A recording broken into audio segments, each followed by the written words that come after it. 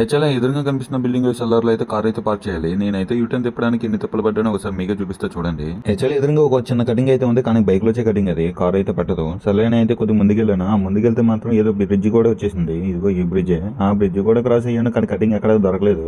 ఇప్పటికే ఆల్రెడీ 2 కిలోమీటర్లు అయితే వచ్చాను. యూటర్న్ తీసుకోవడానికి కటింగ్ అయితే ఆడ దొరకలేదు ఇంకొన్నో. నాకు అనిపించింది అసలు మా క్రేన్ మాట్లాడుకుని కారు అటు నుంచి అటు పెట్టేయాల్సింది అనిపించింది.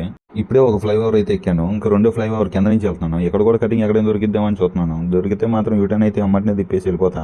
అమ్మాయి ఈ బ్రిడ్జ్ కింద అయితే ఒక కార్ కటింగ్ అయితే ఉంది. ఇంకా అమ్మటిని ఇక్కడైతే యూటర్న్ తిప్పేస్తున్నా.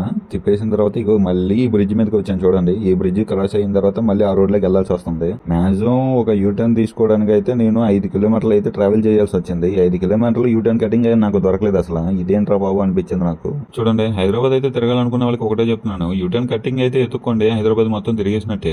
నేను కనిపిస్తున్న బిల్డింగ్ లో పక్క రోడ్లోకి వెళ్ళడానికి హైదరాబాద్ మొత్తం సిటీ మొత్తం తిరిగి వచ్చాను చూడండి. మీరు కూడా ఇంకా యూటర్న్ కటింగ్ అయితే ఎత్తుకోవాలనుకుంటే చూడండి, ఈ సిటీ మొత్తం తిరిగేయవచ్చు. ఇవి ఇక్కడ చూడండి అడ్డంగా పెట్టేసాడు చూసారా.